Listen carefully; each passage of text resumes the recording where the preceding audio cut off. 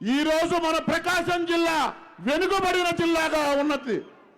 కానీ మన పశ్చిమ ప్రాంతంలో ఎక్కువ వలసలు ఉన్నటువంటి పరిస్థితులు ఉన్నాయి.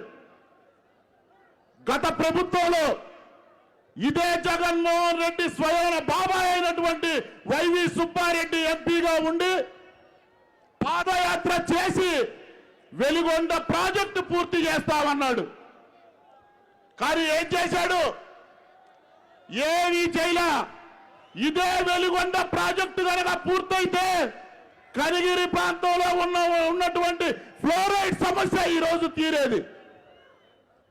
కనిగిరి ప్రాంతంలో ఉన్నటువంటి ఫ్లోరైడ్ సమస్య తీరాలన్నా, మన వెలిగొండ ప్రాజెక్టు పూర్తవ్వాలన్నా జనసేన పార్టీ, తెలుగుదేశం పార్టీ కూటమి ప్రభుత్వంలో రావాలి. మన జిల్లాలో ఉన్నటువంటి వలసలు ఆగాలన్నా ఈరోజు రాష్ట్ర వ్యాప్తంగా కూడా చూస్తున్నాం.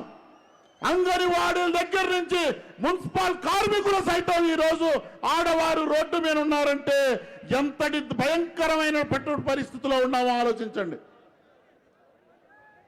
మనం రాష్ట్ర భవిష్యత్తు కోసం పొత్తు పెట్టుకుంటే మన రెండు పార్టీల మధ్య లేనిపోయిన చిచ్చు పెట్టి ఏదో నానా రాద్ధాంతం చేస్తున్నటువంటి ఈ జగన్మోహన్ రెడ్డి ఎన్నికలకు వచ్చే ముందు ప్రతిసారి కూడా ఏదో ఒకటి కోడి కత్తితోనూ బాబాయి మట్టర్తోనూ డ్రామాలాడే ఈ సైకో రెడ్డి మనం రాష్ట్రం నుంచి తరిమే విధంగా, అలాగే ఈ జిల్లాలో ఉన్నటువంటి ఈ జిల్లాలో ముఖ్యంగా వెనుకబాటుతనానికి కారణమైనటువంటి బాలినేని శ్రీనివాసులు రెడ్డిని, వైవి సుబ్బారెడ్డిని ఇద్దరు నాటకానికి తెరదించి ప్రకాశం జిల్లాలో ఉన్నటువంటి 12 నియోజకవర్గాలు కూడా జనసేన టీడీపీ కూటమి కైసవం చేసుకునే విధంగా మనందరం కూడా కలిసి పనిచేసి రాబోయే రోజుల్లో జనసేన పార్టీ, తెలుగుదేశం పార్టీ ఆంధ్ర రాష్ట్రంలో ప్రభుత్వాన్ని స్థాపించి